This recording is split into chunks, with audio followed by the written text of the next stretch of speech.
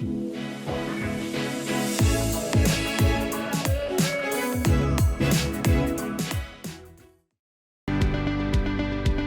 listening to Maximum Medicine Radio with host Doc Martin.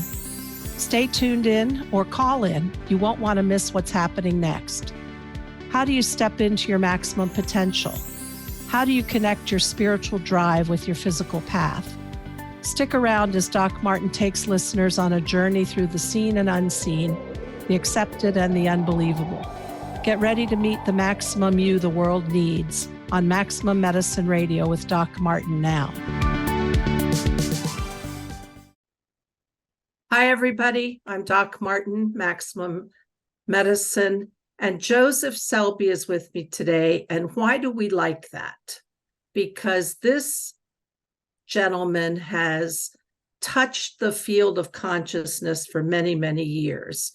And you know from my recent interviews how that impacts on things we call energy healing, how that impacts in remote viewing, all that stuff. So we're going to get a taste of so many delicious things. Joseph, thank you so much for being here tonight. My pleasure to be here, Doc. So Joseph, as I understand, and you chime in if I get it wrong, he has studied ancient cultures. He likes ancient history. He's studied and is a deep meditator. He's going to tell us about that. For over 40 years. That's a long time meditating. Puts my novice little self to shame. And he's authored several books. And the one we're really going to focus on today is The Physics of God, Unifying Quantum Physics, Consciousness, M Theory, which you're going to have to explain that one to me because I never can learn it, Heaven, Neuroscience, and Transcendence. So all of those things that he has seen, that connection between the mystical and the scientific is where we're headed tonight. So Joseph, I'm so happy you're here. Pleasure to be here.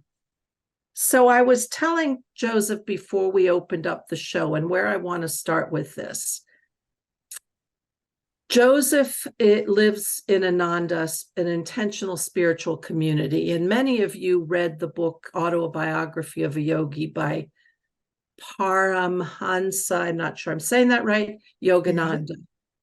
And so when he said in his bio that Joseph has been at Ananda, well, I got on the website and I've done a lot of visualizations. I've done a lot of guided meditations. I've been in groups, but to actually sit and go into that, I call it the quiet. I call it the place of all that is. It feels to me like this big midnight blue sea of potential. But Joseph actually is at that community. And when I looked it up, I started doing this 15-minute meditation taught by one of the elders. I think she has since passed, Joseph. No, she's still with us. Oh, wonderful. Okay. So this meditation has a technique, a breathing technique taught by Yogananda called the Hong Sau, Hongsau technique. Simple, simple, simple, simple. But the places I was taken to were so awesome, and it made me hungry for more. Now, for me, you have to know, I've got an active mind, living in the literal world, being, taking in facts and data. So for me, sitting still would have never been something I would have thought I would have been hungry for. But Joseph, talk to us, because meditation and the subsequent taste of consciousness, tell us more. And you're a member of, you've been in Ananda for a long time. Yes, coming up on 50 years now. Holy moly. Yeah, even I say that. So, yeah, and I was meditating prior to coming to Ananda. So I have actually just this year been meditating for 50 years. And I love it. It keeps getting better and better, gets deeper and deeper. It's ever changing in what you experience, but at the same time, you're going into a deeper reality that is always there. It's always available to us, but we get distracted by our thoughts, as you were saying. We get distracted by physical movements. We get distracted by our emotions. And it's hard to really tune in to that deeper, I like your phrase, the deep blue reality, into that deeper state of consciousness. But well, you know what I love about it? And I told my girlfriend, I said, I can't believe I'm saying this, but there's something here. And I said, this world is already fractured. It's already crazy. It's going to get more so, especially in the United States, because we're going to move to another election. We've got a lot of these indictments in the politics. And I said, the things that trigger me are going to get more. They're not getting better. I found a calm in this, an equanimity in this, that I even stopped getting on Twitter. I can't believe I'm saying that. I stopped getting on Twitter because I saw how I got triggered. Now, I was righteous about it. You know, I care about our democracy. I care about voting rights. So I was very righteous about why Twitter was so good. But I stopped. And I'm in this space of no pain, no anxiety, no worry, and feeling calm. And it was more than what I got from the Heart Math Inner Balance app, where you breathe enough to get your probably more vagal tone. So anyway, is all of that how you have experienced it? yes, I mean, you describe it really well. I think that could be the first benefit that nearly everyone experiences, that we become less reactive. So if we have triggers, or even if we don't have particular triggers that make us anxious or upset, we have interests that pull us into whatever we're hearing about. So 24-hour news cycle, internet, you name it, is like catnip to cats for reactive minds. And it's very easy to just live in a constant flow of reactivity to things, whether good or bad.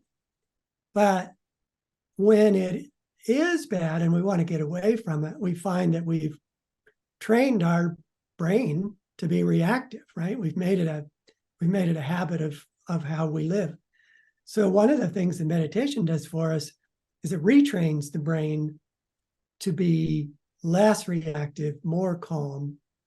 And so you're not triggered as easily. You're not sucked into the things that you are encountering, whether in your regular life or through the internet or through the news. And it brings with us an enormous sense of relief, right? That you're not just constantly riding this up and down wave of reactivity.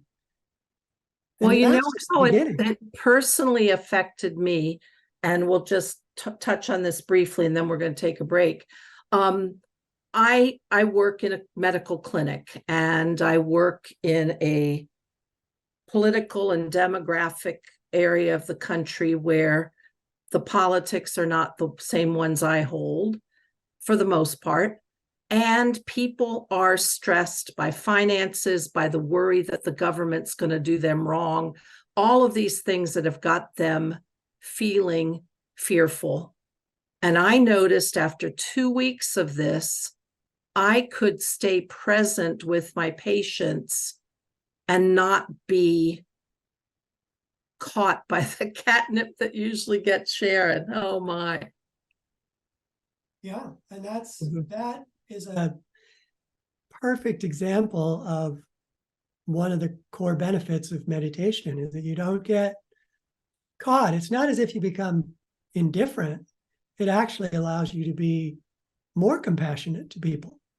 I imagine, you have patients you see, and instead of being triggered and feeling your own ups and downs, you're actually able to tune into whoever you're working with more deeply and in a more caring way, in a more intuitive and insightful way. It makes us better people not to be constantly reacting to the world around us. I did notice that I sort of floated more quickly or better to the observer instead of resonating so directly with the person's ups and downs that I was getting. Yeah.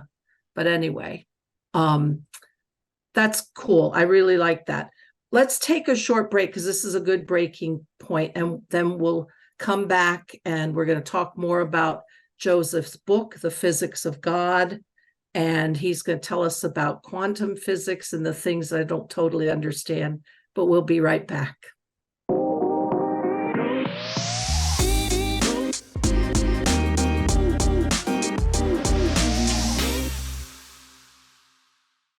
Hi, everybody. We're back. I'm Doc Martin with Maximum Medicine. I'm here with Joseph Selbie. We're going to talk about his book, The Physics of God. We talked about meditation. We alluded to the realm of consciousness. And what Joseph has done in his book is to really show how science and spirituality are really connected, that he's bridging. He's shown us the places where the bridges occur. Joseph, tell us about your book. Well, I set out to show that science and religion were not by any means incompatible, and that if you take a deep look at both, at what I like to call experiential spirituality as opposed to the dogmas of religions or theological writings by people who haven't had deep spiritual experiences themselves, but are writing about others' deep spiritual experiences. If you kind of take them out of the picture and you just look at what saints and sages and near-death experiencers have to say, and then you compare that to the very deep theories of science, such as quantum physics and M theory, you'll very quickly see that they're talking about the same reality. They may not be using the same words. They didn't get there using the same techniques. They didn't, the scientists use experiments where saints and sages have direct experience, but the connections are deep. So let me give you one example. Mm-hmm. In the realm of spirituality, there is a notion common to most religions that there is life after death, that there is a realm beyond the physical that people go to when they die, but they don't die. They just assume complete awareness of their astral body or their subtle body, and that this astral body and subtle body has always been a part of who they were, but on death, the physical body drops away, not to come back, at least not that physical body, and they're only aware of their astral body. So this is a big leap, you would think, for science. But in the field of M theory, which is on the frontiers of physics, there is a concept of what they call the bulk, which is a non-local reality. And I'll try to explain what non-local means in a second. But it's a non-local reality. You can think of it as a reality beyond the physical world that is pure energy. And that it is from this pure energy realm that M theory posits our entire physical universe is created. And it's created through a mechanism that they compare to the hologram and the holographic projection. So it's from M theory that this often mentioned notion that the physical universe is a holographic projection, that's where it comes from. It doesn't come from sort of fringe scientists. It comes from this very well-established theory of M theory, as well as other kind of flavors of string theory.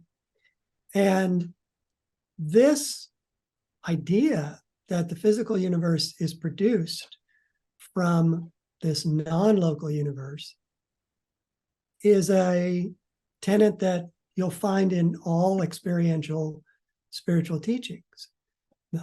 As above, so below, that the higher consciousness exists in this subtle reality, and the consciousness that we experience here through our senses is in a lower, grosser reality known as the physical world. And that it suggests that when we no longer have a physical body, that same information and energy that is creating the physical universe is also creating our particular part of that physical universe known as our physical body, but that the actual producer of it, if you will, lives on in this non-local pure energy reality. And there are more facets to it that suggest not only the notion of the physical universe being created from this non-local pure energy universe, but also that there are layers of heavens to be found. M theory suggests that there are different layers in this non-local reality they call the bulk, and each one vibrates at a higher and higher frequency than the one below. So there are many, many parallels in there, and I'm skipping over a lot of the meat of it to get to the interesting parts. But it really fascinated me how closely those two parallel. And then there's long been in the world of physics since the 1920s when quantum theory, quantum mechanics, quantum physics first came forward, that suggests that the world that we are observing is only an illusion, and that the very atoms themselves are like empty shells. Every atom has a nucleus in its center, and it's surrounded by orbiting electrons. But the distance between the orbiting electrons and that nucleus in proportion to the size of the atom is huge. It means that 99.999% of the atom is empty space. So you and I, in regard to our physical bodies, are mostly empty space.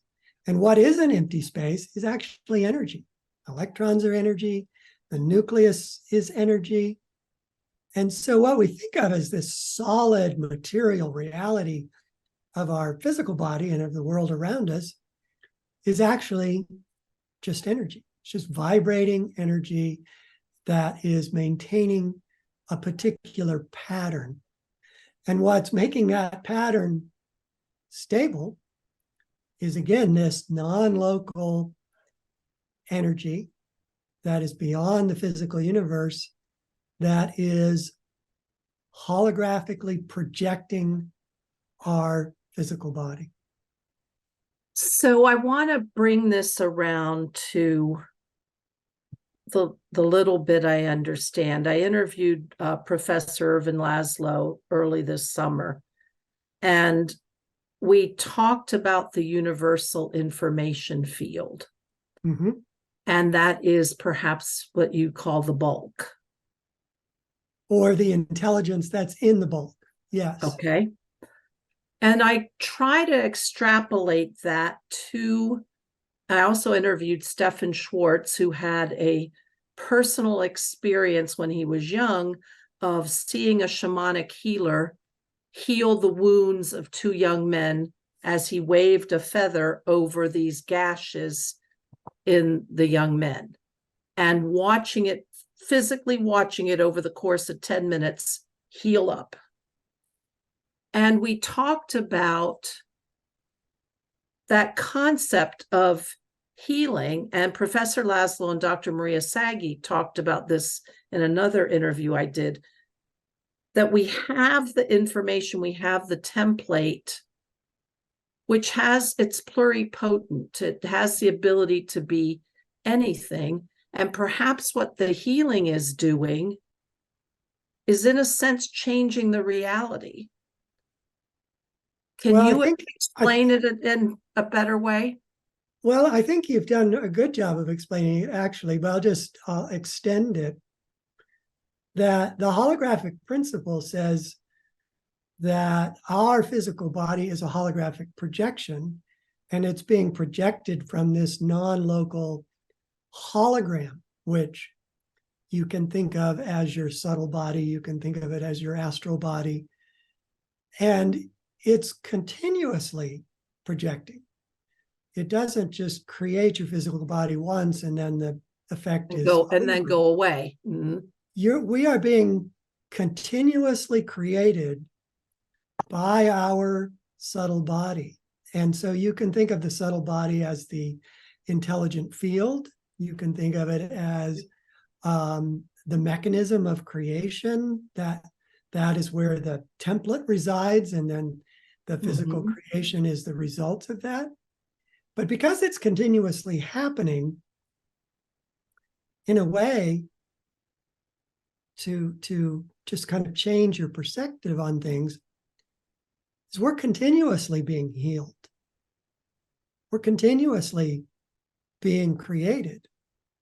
We're continuously the product of this amazing non-local process, and that it seems stable to us rather than this ever-changing kind of image you might have based on that notion. It seems stable to us because the information field is stable. So when a healer, a shaman, anyone works with you on a subtle level, they're working with the information field. And as soon as the information field changes, the holographic projection changes and your body heals. So it's really the same principle. In that diagram, that visualization of that you just gave us, tell me where in the downstream, where does intention go? Well, by referring to the hologram as this sort of template that then is projected through that template, if you will, using the analogy of how a hologram works on Earth. And that creates the physical body, the holographic projection that we're familiar with. But there are many things that affect that hologram. Our emotions affect it. Our convictions affect it. Our intentions affect it. Our connection to spirit affect it. So more than most of us realize, we have powerful effect continuously on our physical body through this mechanism. So although you probably can't see it unless it goes on and on and on for a long time, if you have a really strong emotion, it actually changes atoms and molecules within your body. Well, I just remember, do you remember Dr. Emoto's work on the emotions affecting water crystals? Right.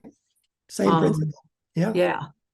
And then I was thinking, going back to physics, because I'm not I don't remember that from college very well, but wasn't there a key physics experiment, I want to say Heisenberg, but I could be wrong, where a particle can be a wave or a particle, so it could be dynamic or static, and as soon as you observe it, it locks it into a condition.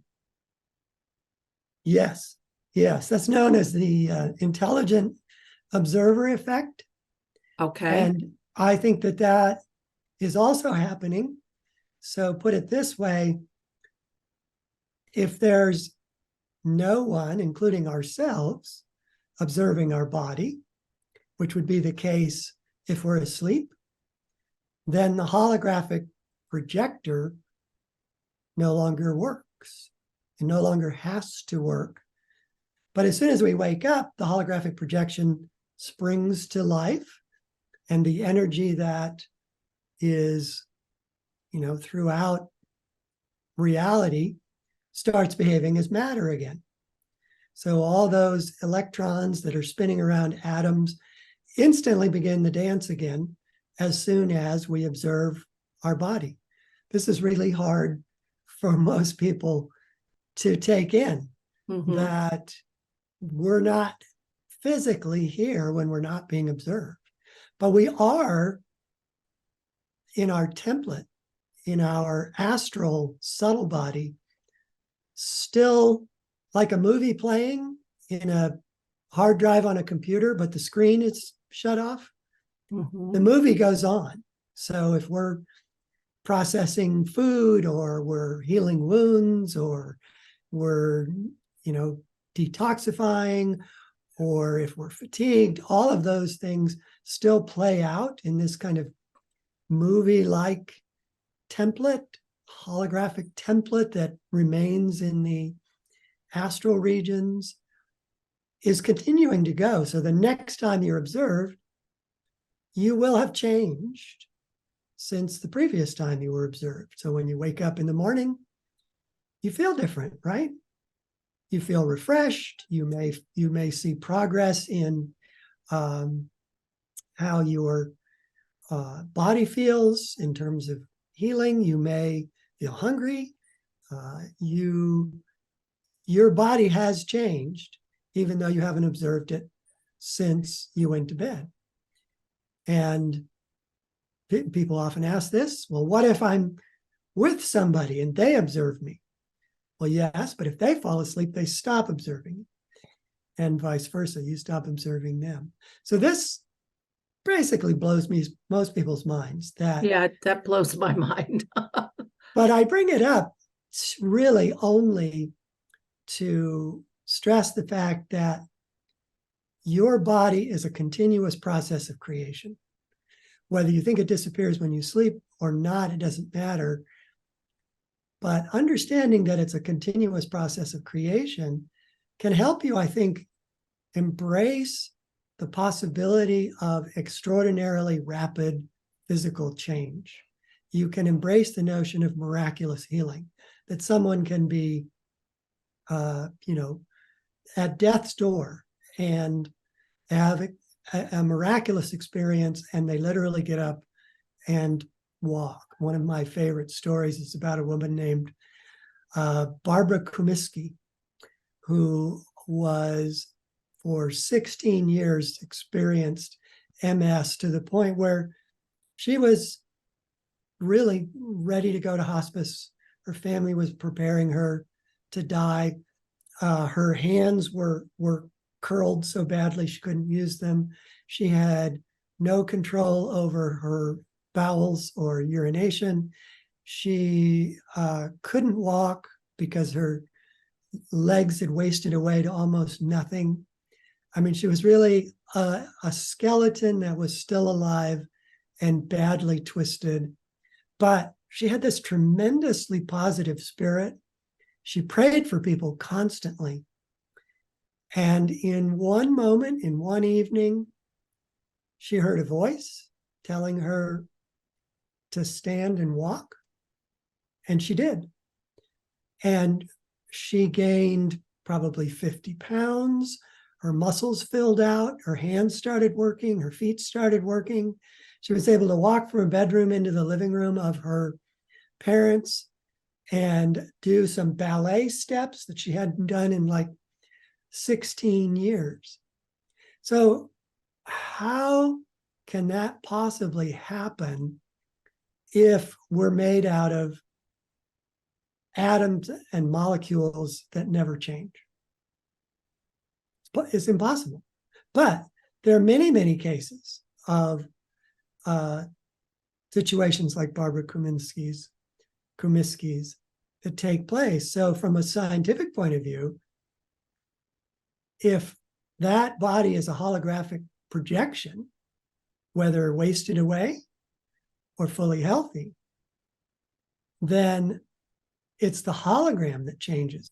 Hologram is pure energy, and it's guided by thought, it's guided by emotion, it's guided by divine intelligence. And if that template, if that hologram changes instantly, then so does the physical body. It doesn't happen a lot because it's really, really rare that people have these inner transformational experiences like Barbara had. But it is possible for any one of us to have rapid transformation, or perhaps more significantly to many people, to heal from diseases that are considered incurable. I love that. Let's take a short break. And when we come back, I'd like to talk about, from this perspective and what you know, how can people who are healers, what steps can they take to impact this? How can they become better healers with this knowledge and knowing where to connect or intervene? So let's take a short break.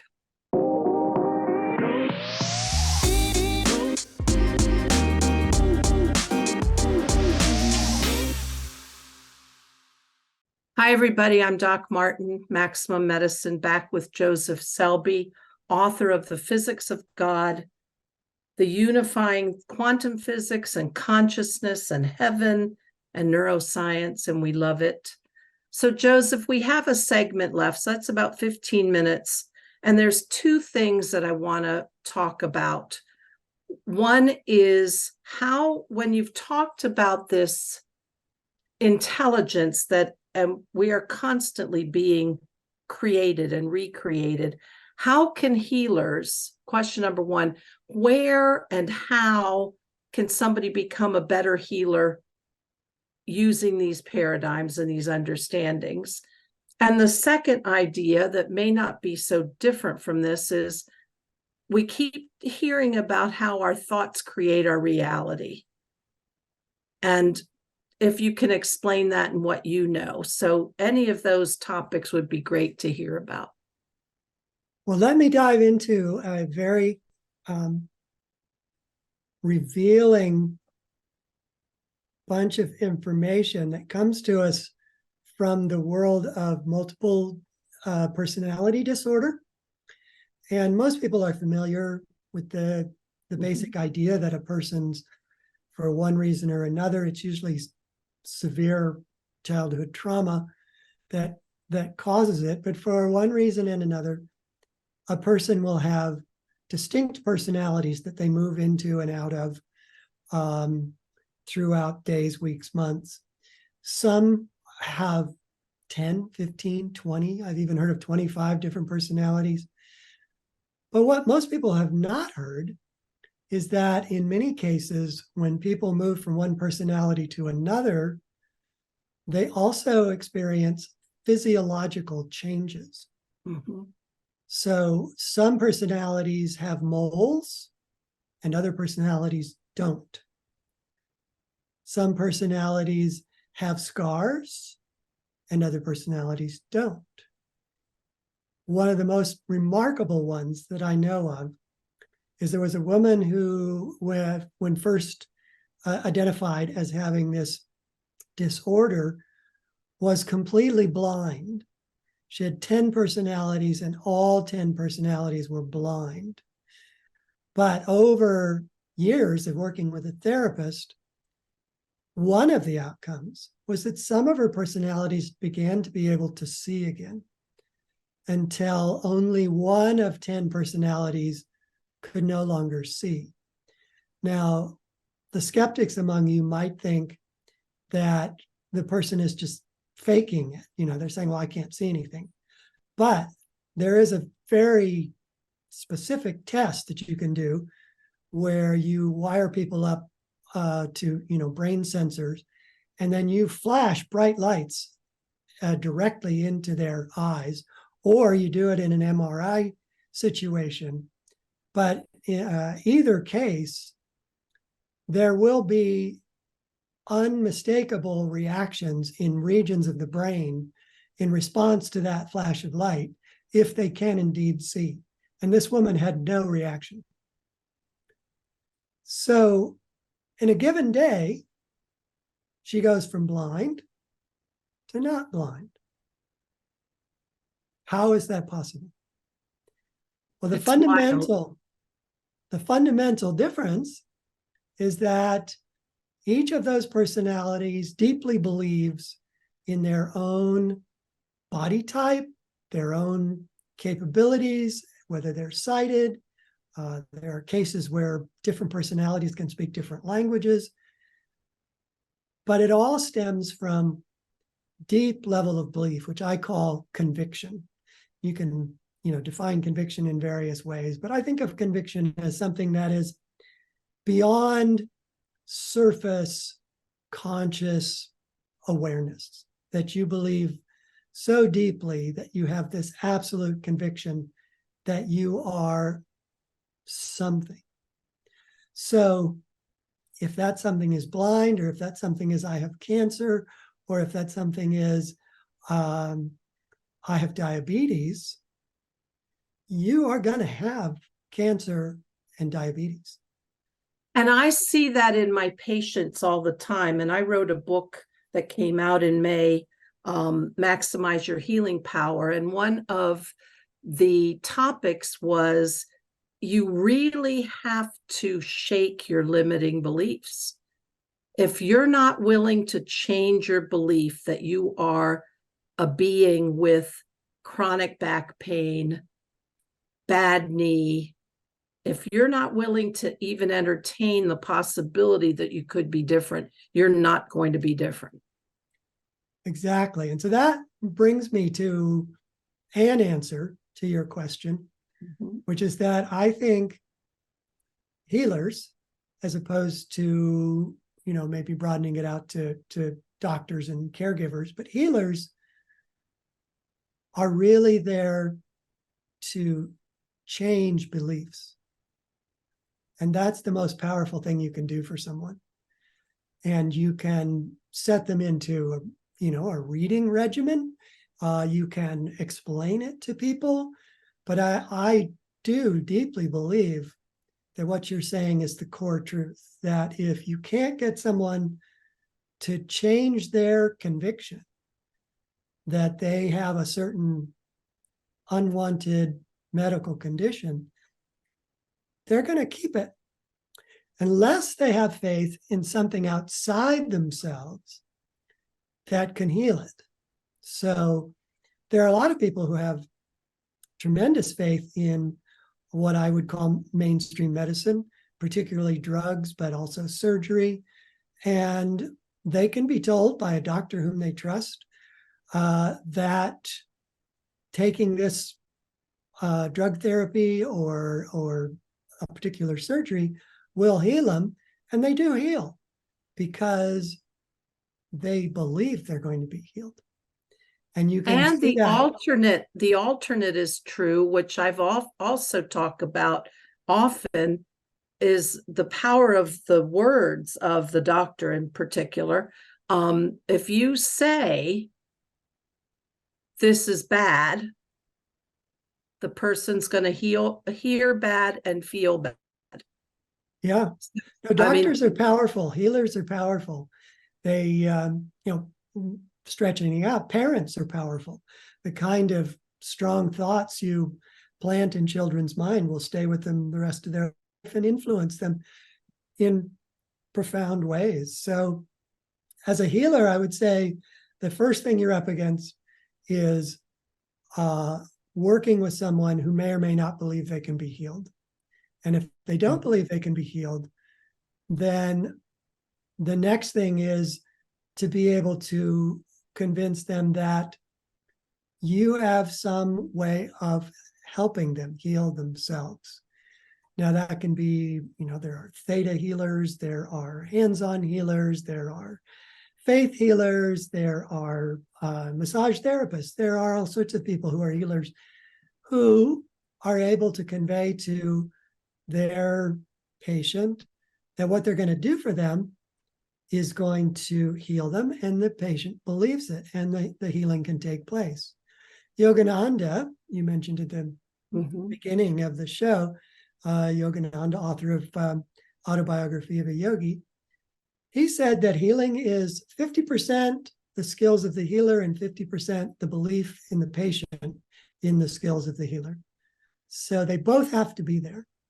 And I think that once you have someone open to the notion that you can help them by finding the right affirmation. You can help them by literally touching their subtle body where their template is. You can help them by teaching them to connect to that deeper part of themselves and make their own changes. But it all starts with belief. I have a good friend, very powerful healer. Besides being a chiropractor, she's a gifted intuitive, Dr. Georgia Herrera. And one of the things she does in life coaching and spiritual coaching is you are always told about how good you are, the places about you that are good. And it's sincere because she can always see the parts of you that are valuable. And when you have somebody in your corner like that, and you begin to hear over and over the things that about you that are good and valuable, you start to believe it if you hadn't believed it before. And then, and then the lid comes off the pot, and the thing, it's really amazing to have somebody in your corner who's constantly telling you good things. That's powerful. Yes, I agree.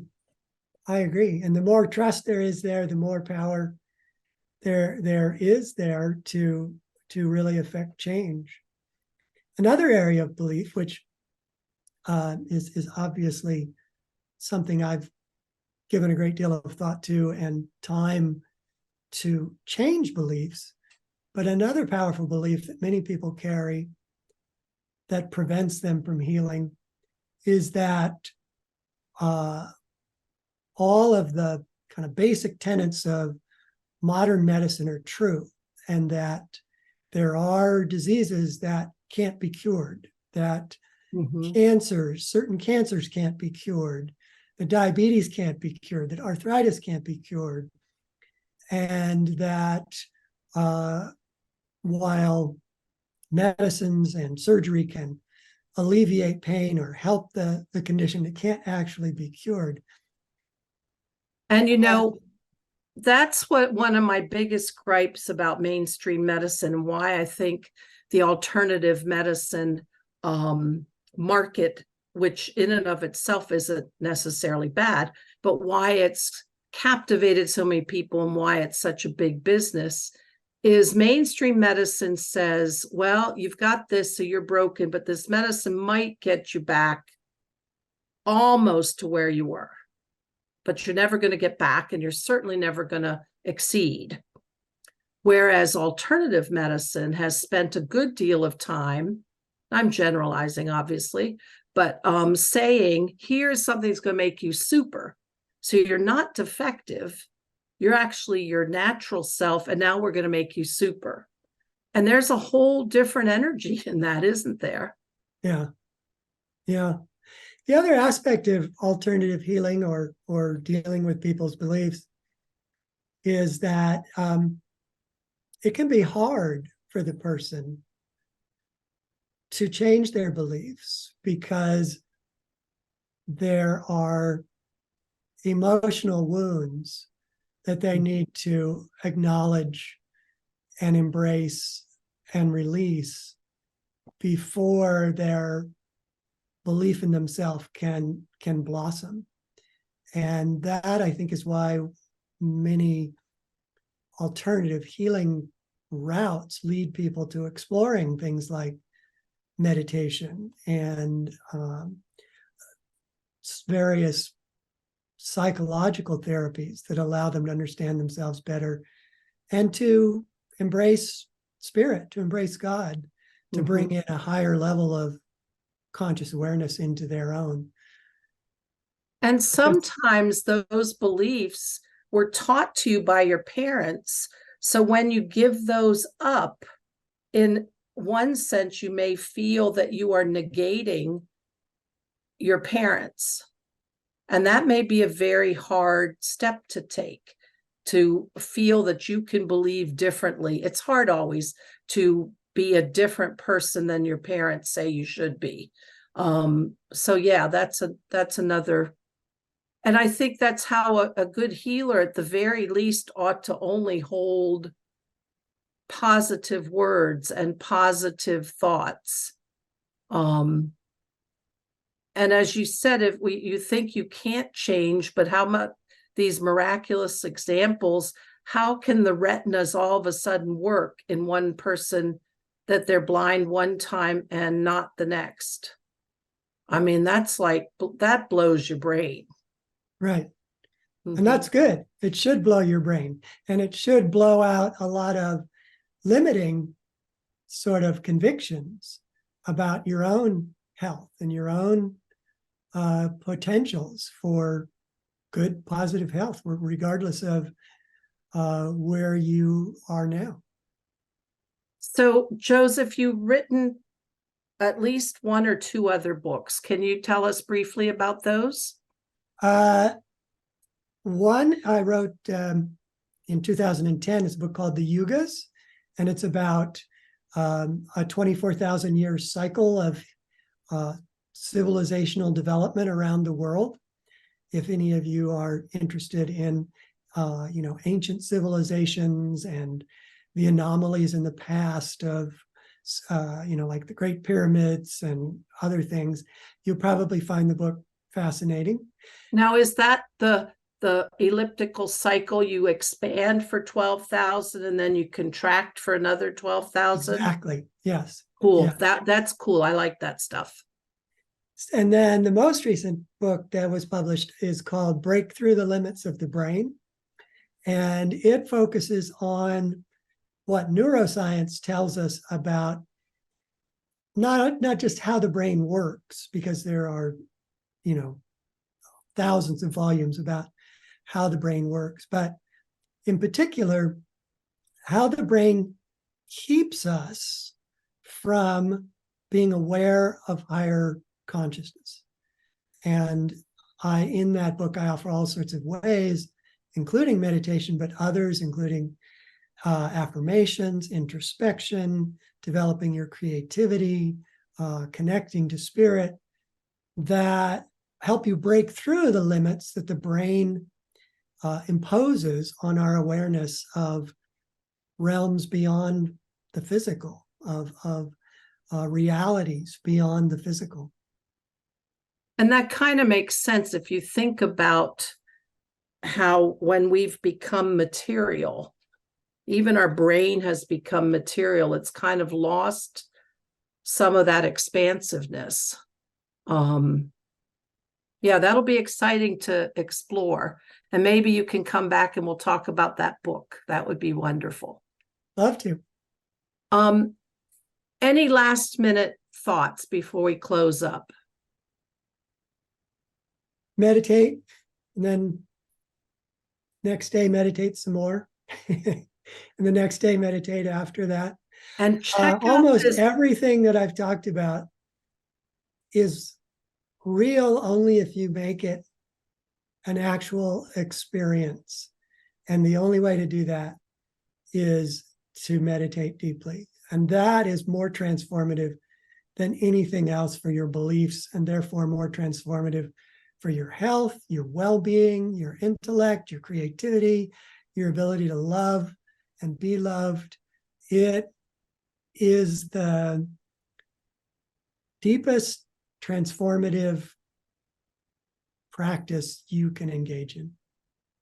And if you're like me, when you thought you couldn't possibly sit still and do it, get on the ananda.org website and look up this video that Naya Swami Maria teaches with the Hong Saw. That sucker is, I have to tell you, Yogananda was tapped into something big, wasn't he? Because that Yes. sucker's pretty powerful. Joseph, I'm so happy you were here tonight. Thank you for being with us. And everybody, Joseph Selbie, The Physics of God, check that book out. It's really cool. If you need the quantum physics to explain our spirituality that we talk about in our New Age ways. But thank you for being here tonight. Happy to be here. Thanks for having me. Thank you, Emily. We'll close up now. You've been listening to Maximum Medicine Radio with Doc Martin. Tune in next time while the doc talks health, spirituality, and the impact your beliefs have on every part of who you are, body and soul. Doc Martin unpacks the challenges we face as human beings and teaches callers to open the door between the scientific and the mystical. To learn more about Doc Martin and Maximum Medicine, visit www.sharonmartinmd.com.